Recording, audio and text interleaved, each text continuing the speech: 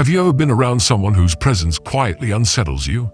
They smile, they say the right things, they might even make you feel special, but something feels off. You can't quite explain it, but your instincts whisper, be careful. In a world filled with distractions, charm, and hidden tensions, recognizing a harmful presence has become not just a skill, but a necessity. The truth is, evil doesn't always look like a villain in a movie. Sometimes, it wears a polite face, speaks in soft tones, and slowly chips away at your peace of mind. That's why today we're going to uncover 10 clear signs that an evil person might be closer than you think. Not to fuel fear, but to equip you with clarity. Inspired by timeless Stoic philosophy, this video isn't about judgment. It's about discernment. It's about staying grounded in a chaotic world and learning to protect your peace without becoming bitter. Because as Epictetus said, we cannot control what others do, but we can always control how we respond. So if you believe in living with strength, intention, and wisdom, this space is for you. Tap the like button and subscribe for more insights on how to live with power and peace in the modern world. Let's begin. Sign 1. They show no real empathy. In a world that constantly tells us to be efficient, productive, and always on the move, empathy is often dismissed as a weakness. But to the Stoics, empathy wasn't about being soft, it was about being fully human. Imagine this. You're sitting across from someone you trust, sharing something deeply personal. It took courage to open up, to be vulnerable. But instead of listening, they deflect. They change the subject. They talk about themselves. You walk away feeling unseen, unheard, and emotionally smaller. This is not a coincidence, it's a pattern.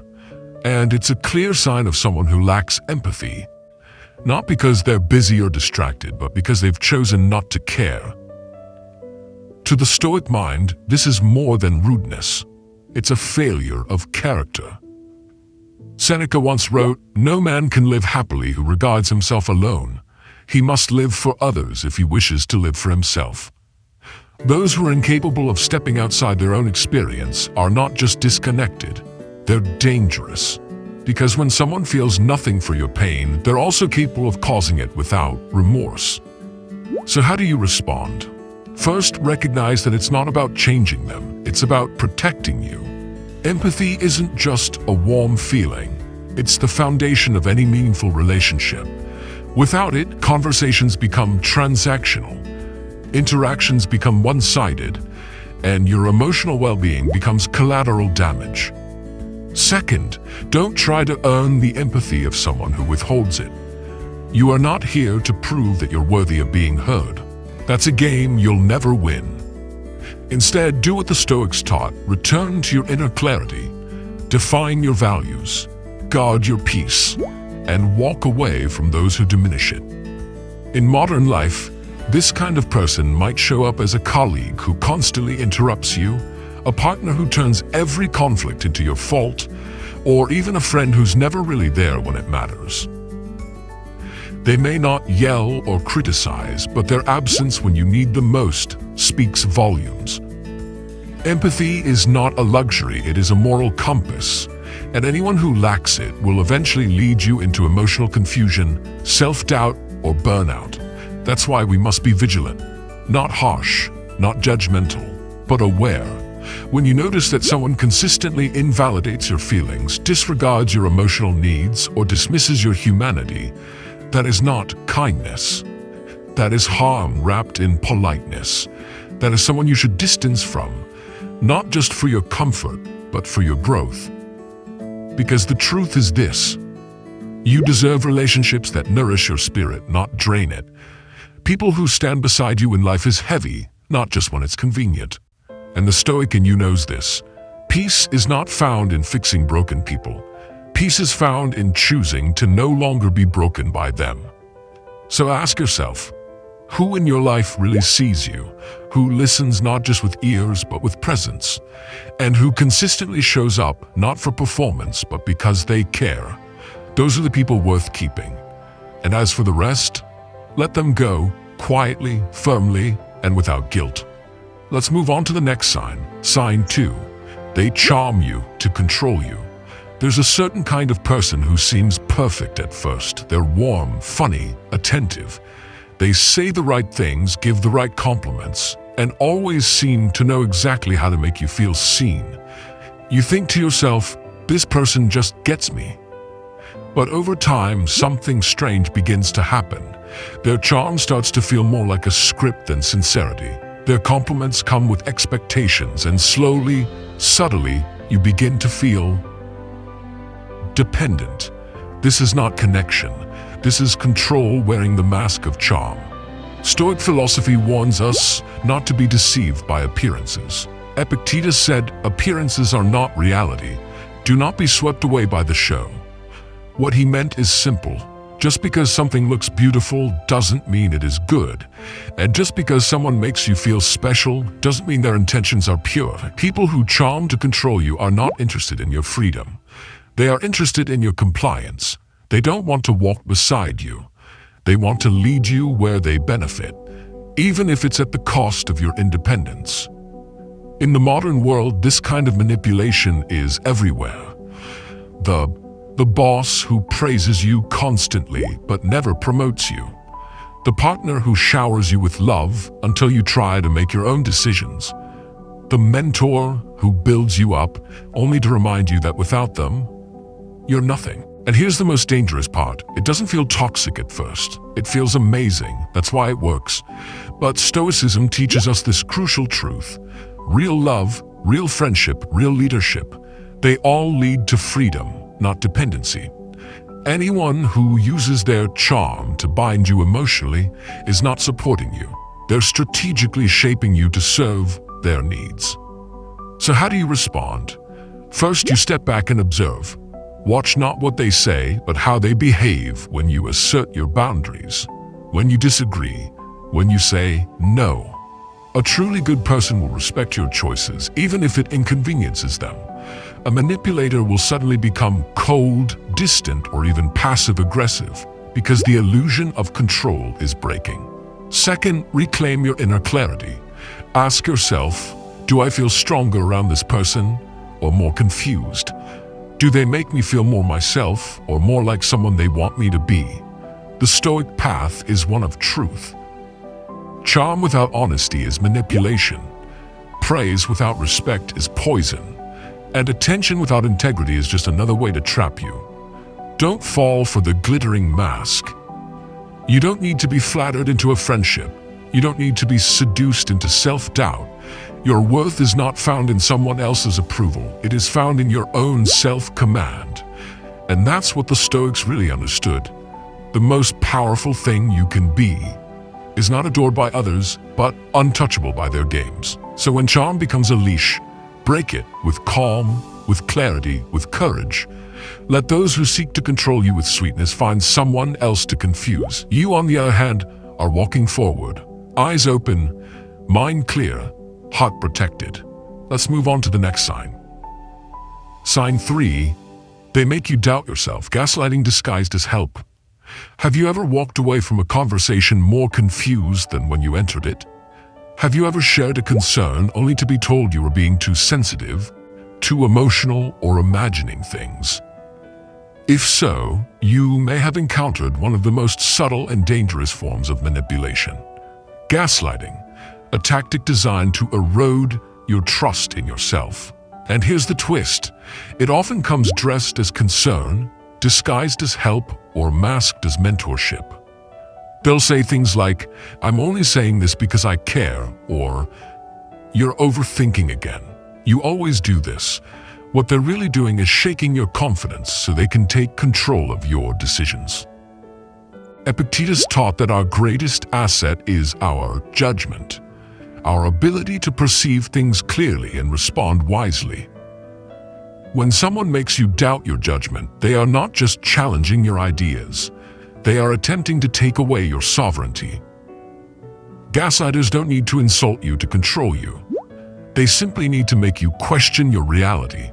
They rewrite the story subtly, shift details, dismiss your memory, and over time, convince you that your version of events is flawed. Once that happens, you begin relying on their version of the truth. And when you need someone else's approval to trust your own instincts, you are no longer free. In the modern world, gaslighting happens in workplaces, families, relationships, and even on social media. It's the coworker who subtly rewrites history in meetings to undermine you. The partner who constantly corrects your emotions instead of holding space for them. The friend who always insists they know your intentions better than you do. Here's the Stoic response. Return to clarity. When the world around you feels foggy, the Stoics didn't say to chase external validation. They taught us to return inward, to journal, to reflect, to question, and to trust the truth that arises from calm observation, not emotional chaos. Marcus Aurelius wrote, "If someone is able to show me that what I think or do is not right, I will happily change, for I seek the truth." Notice the difference. Openness to truth is not the same as surrendering to someone else's version of it. A Stoic is willing to be corrected, but never to be controlled. So how do you protect yourself from gaslighting? Start by noticing how you feel after speaking with someone. Do you feel more grounded or more unsure of yourself? Are your emotions acknowledged or analyzed, explained away, even ridiculed?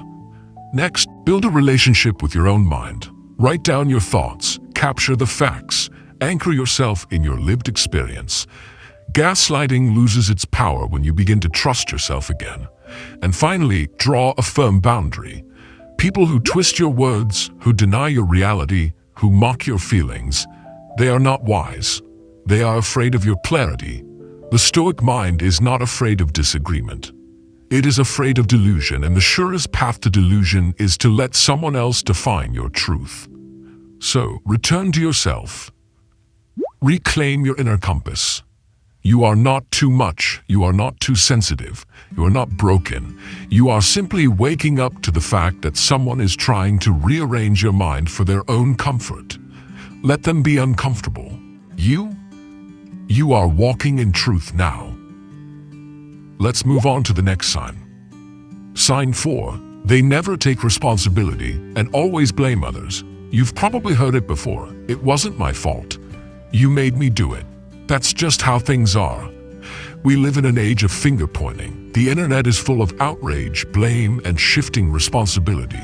But in real life, the cost of being around someone who never owns their actions is much higher than we realize. When a person consistently avoids accountability, they don't just sidestep consequences, they also deny the possibility of growth. They remain emotionally stagnant.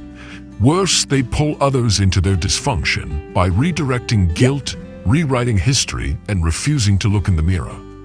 The Stoics viewed responsibility as sacred. Marcus Aurelius wrote, "You have power over your mind, not outside events. Realize this, and you will find strength." Blaming others is the opposite of strength. It is a refusal to engage with reality. Here's how it often looks in modern life. A teammate misses a deadline, then accuses you of poor communication. A friend hurts your feelings, but then blames your reaction instead of their action. A partner disrespects your boundaries and when confronted says, "You're overreacting." Sound familiar? Seneca taught that a wise person welcomes feedback and correction, not because they're weak, but because they value self-mastery more than image. People who avoid responsibility aren't just inconvenient, they are unsafe. Why? Because if they can't own their mistakes, then you will always be the one carrying the emotional weight of the relationship. You'll become the fixer, the justifier, the peacekeeper. You'll find yourself apologizing for things you didn't even do. This dynamic is subtle but deadly to the soul. Over time, it creates resentment, confusion, and burnout. You begin to question your standards, your memories, even your values. So what's the Stoic response? First, draw the line between responsibility and guilt.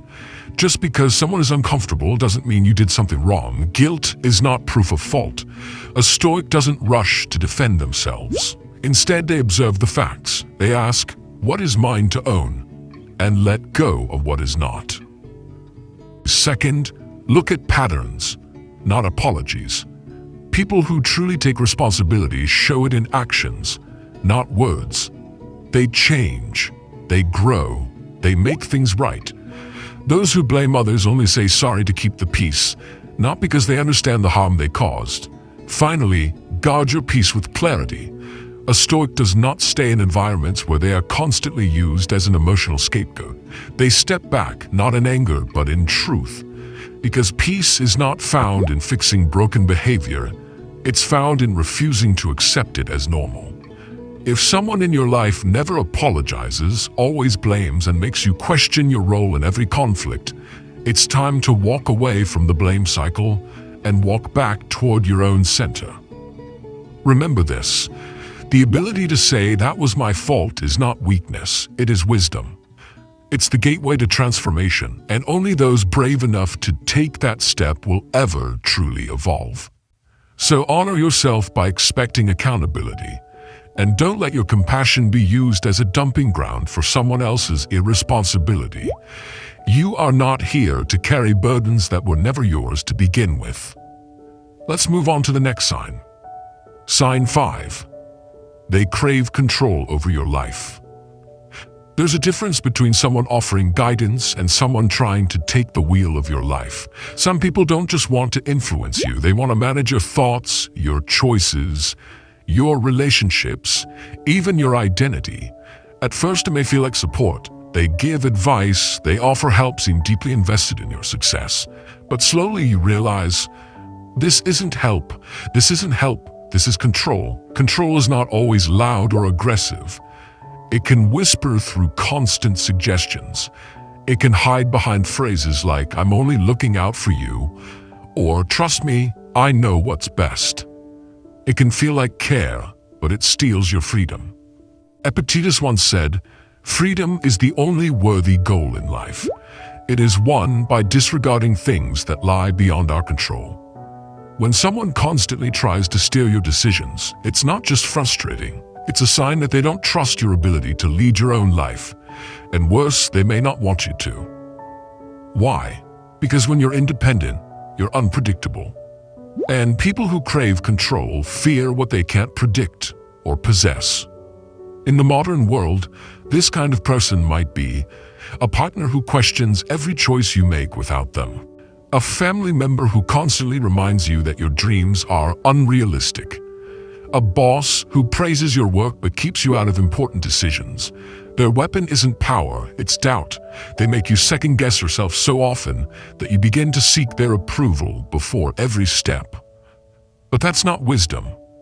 That's emotional dependence. And to a Stoic, that's the beginning of self-betrayal. Marcus Aurelius wrote, "You have power over your mind, not outside events. Realize this and you will find strength." This isn't just about resisting control from others. It's about reclaiming the ability to govern yourself, your thoughts, your emotions, your direction. So how do you respond? First, become aware of the pattern.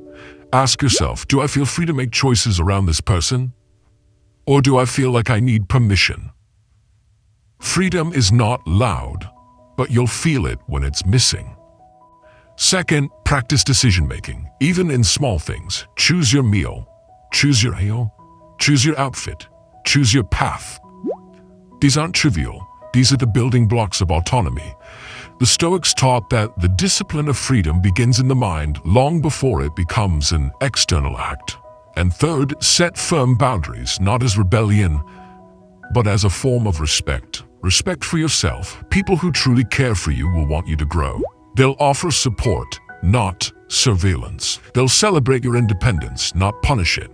Because at its core, real love, real friendship, real mentorship is rooted in one principle: freedom. So if someone is trying to run your life, step back, not with anger, but with clarity. Their need to control is not your obligation to obey.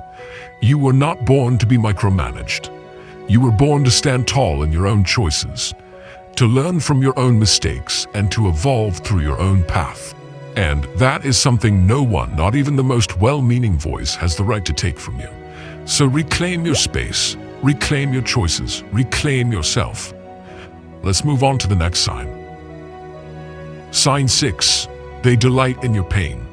There's something quietly chilling about a person who feels a sense of satisfaction, not when you rise, but when you fall. They may not laugh out loud when you struggle. They may not openly celebrate your setbacks, but look closer and you'll see it. A smirk when things go wrong, a subtle withdrawal when you succeed, a hint of pleasure when life humbles you. This is not normal, and it's not love. In Stoic philosophy, compassion is not optional, it's essential.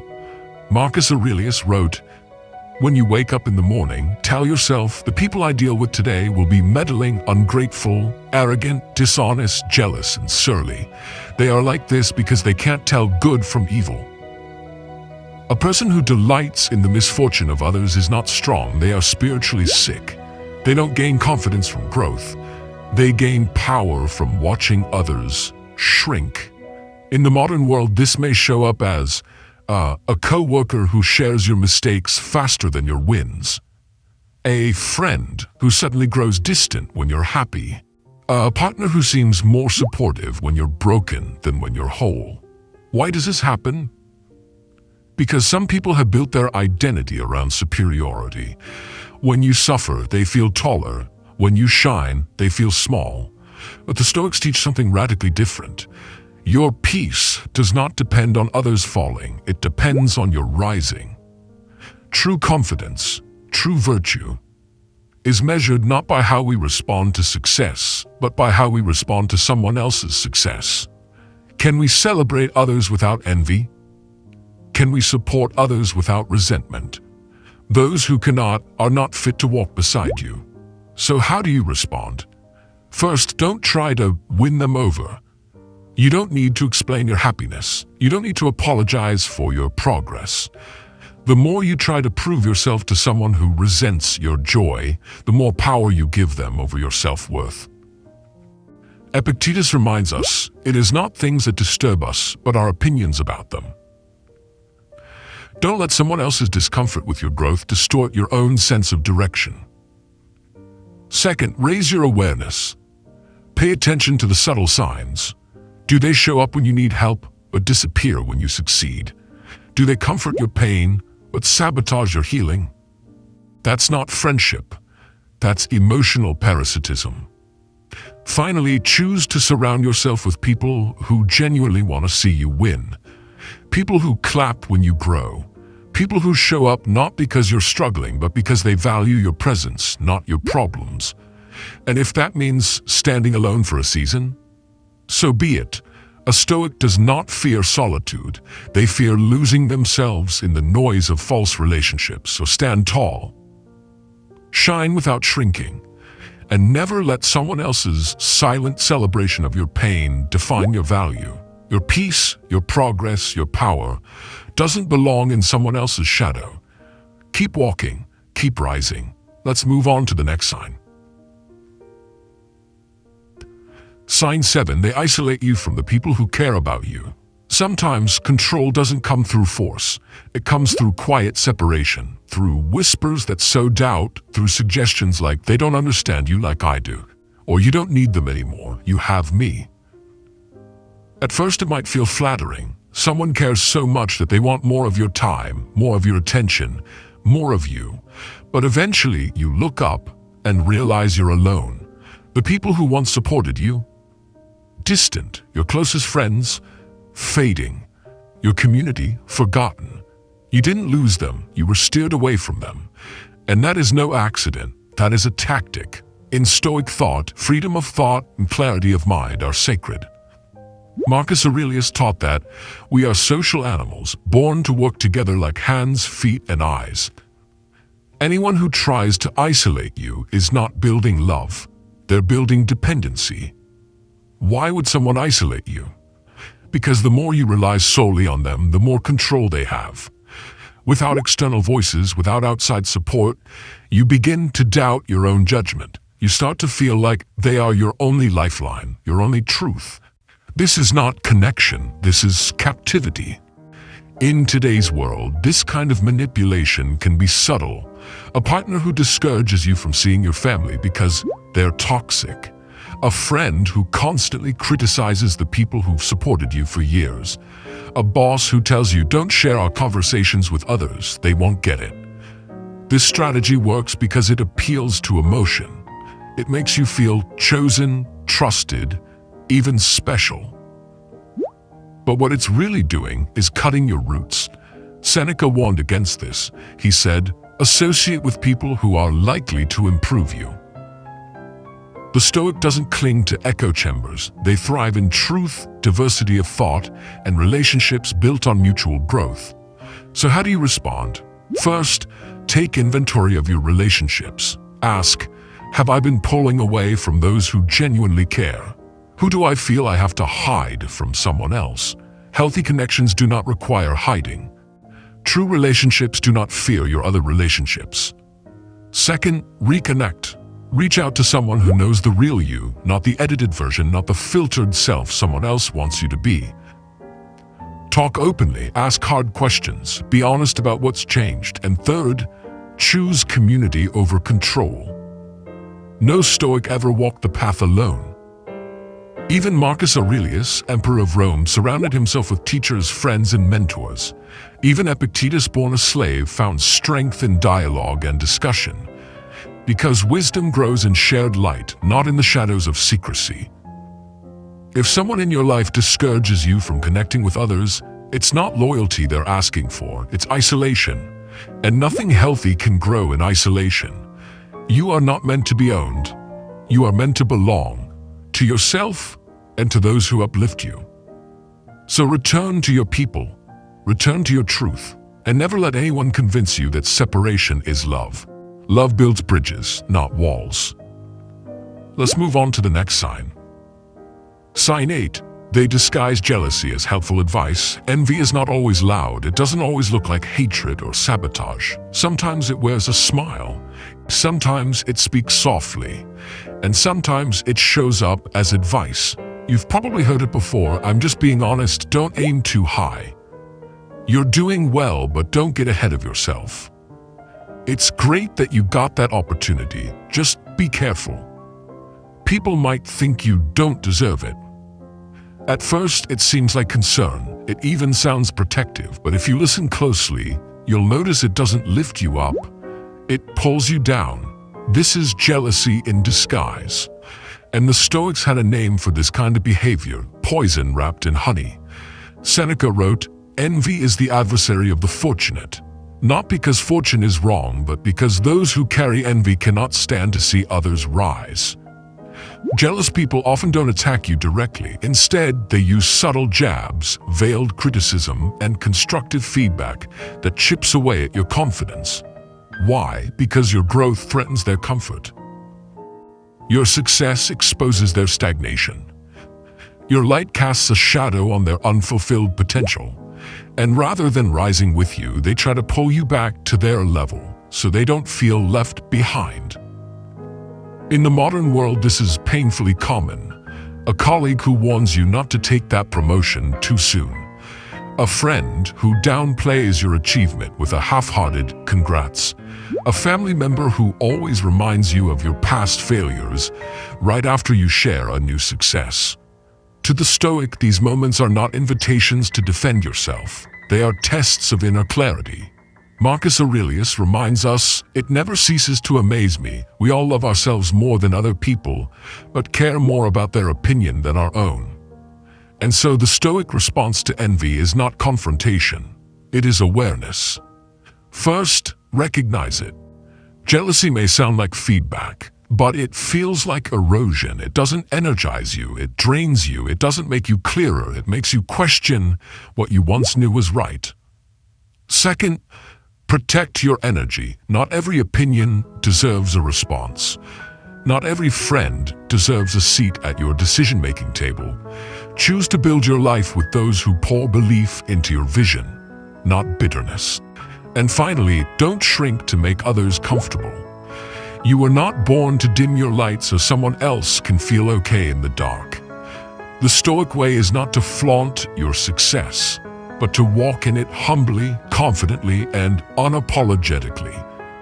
Because real humility is not pretending you're small, it's knowing your strength and choosing to use it with grace.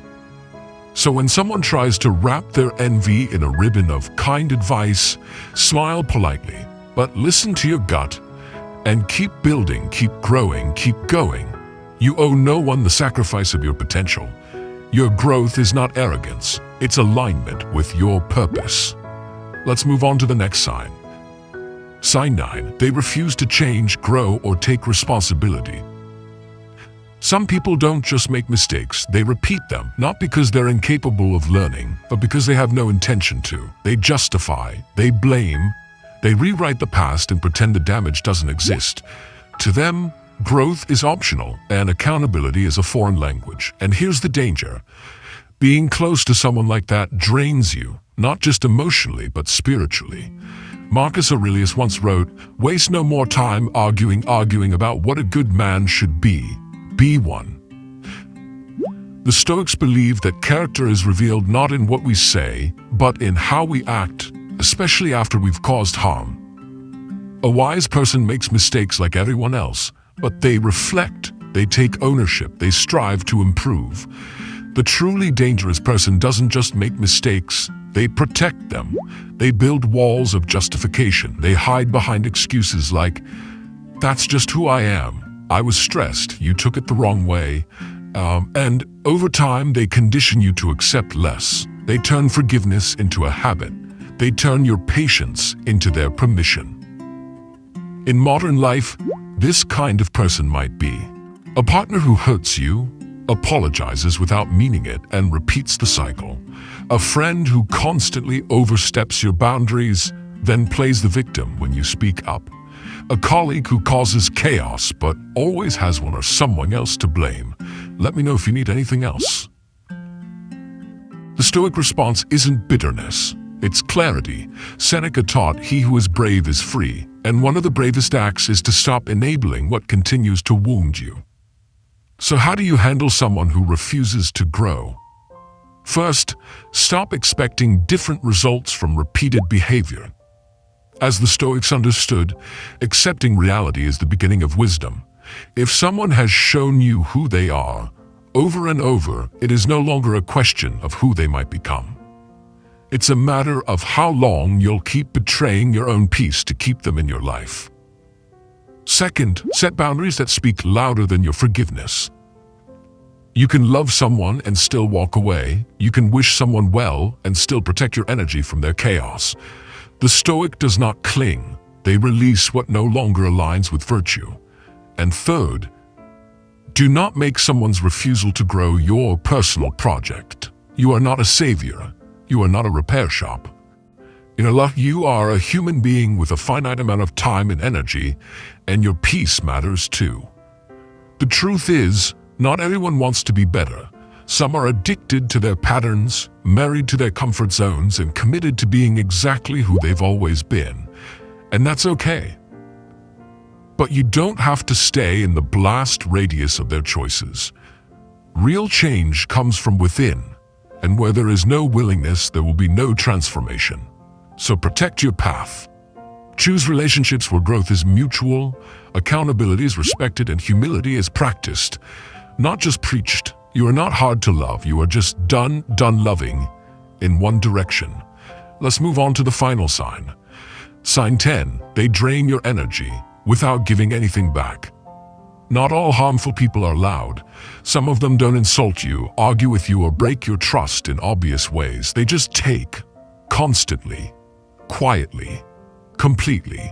They take your time, they take your focus, they take your emotional space, your peace, your clarity, your calm. And what do they give in return? Nothing that nourishes you, nothing that restores you, nothing that helps you grow. This is the final sign. They exhaust you, but never refill you. To the Stoics, energy is sacred. Your time, your attention, your inner stillness, these are not resources to waste. They are your life. Marcus Aurelius wrote, "Ask yourself at every moment, is this necessary?" If a person consistently leaves you feeling drained, diminished, or off-center, then the answer is no. It is not necessary. We often stay in these relationships because they don't seem toxic on the surface. There's no big betrayal, no dramatic blow-up, just a slow erosion of your joy. just a quiet fading of your strength, just a growing numbness after every interaction, and you begin to normalize it. You convince yourself this is just how they are, or worse, maybe I'm expecting too much. But the Stoic path calls for self-respect, not self-sacrifice. In modern life, this energy-draining dynamic can show up in many forms. A friend who always calls when they need something but vanishes when you do. A co-worker who piles their work on your plate while taking the credit. A partner who leans on you for emotional support but never asks how you feel.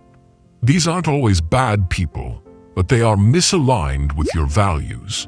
And alignment matters more than history. Epictetus said, "Keep company only with people who uplift you, whose presence calls forth your best." And that begins with knowing the difference between support and drain. So how do you protect your energy? First, notice the pattern. Ask yourself, after spending time with this person, do I feel heavier or lighter, clearer or more confused? Your nervous system knows. Your body never lies. Second, give yourself permission to recalibrate. You are not obligated to maintain relationships that consistently leave you feeling worse. Distance is not cruelty. It's clarity. It's honoring your finite emotional reserves. And third, invest where life flows. Find people who challenge you with kindness, listen without agenda, and give without keeping score. These are the relationships where energy multiplies, not disappears. The Stoic path isn't about isolation. It's about connection that uplifts rather than drains. It's about choosing wisely, not from fear, but from strength. So if someone has become a constant drain on your life and they show no willingness to grow, give, or even listen, you don't need a grand goodbye. You need a quiet return to yourself, because the most powerful relationship you'll ever have is the one with your own peace. Let go of what weighs you down and rise with what sets you free. You've now recognized all 10 signs, but the next step, the most important step, is yours to take. Let's move to the final conclusion. You've just explored 10 powerful signs that reveal when someone around you is draining your peace, distorting your clarity, or disrespecting your worth. And if you've recognized even one of these signs in your life, take heart. It doesn't mean you failed. It means you're finally waking up. Stoic philosophy was never about perfection. It was about awareness. It was about learning to see clearly, feel fully, and act wisely, even in the midst of chaos. Marcus Aurelius wrote, "If you are distressed by anything external, the pain is not due to the thing itself, but to your estimate of it. And this you have the power to revoke at any moment." The power always is within you. You do not have to stay in draining relationships. You do not have to apologize for needing peace. You do not need to shrink to keep someone else comfortable. Your time, your energy, your mental stillness, they are sacred. Guard them with intention. And remember, you're not being cold by setting boundaries. You're being clear. The Stoic path is not about closing your heart. It's about opening your mind. So from this moment on, choose to walk with courage. Let go of people who manipulate, belittle, or exhaust you. And invest in those who bring light, truth, and growth to your life. Because you are not here to be liked by everyone. You are here to live with strength, serenity, and purpose. If this video resonated with you, if it gave you clarity, relief, or strength, then consider joining this journey of self-mastery. Leave a comment below and let me know which sign hit home the most for you. Hit the like button so this message can reach others who need it. And subscribe to the channel for more content rooted in Stoic wisdom and modern truth.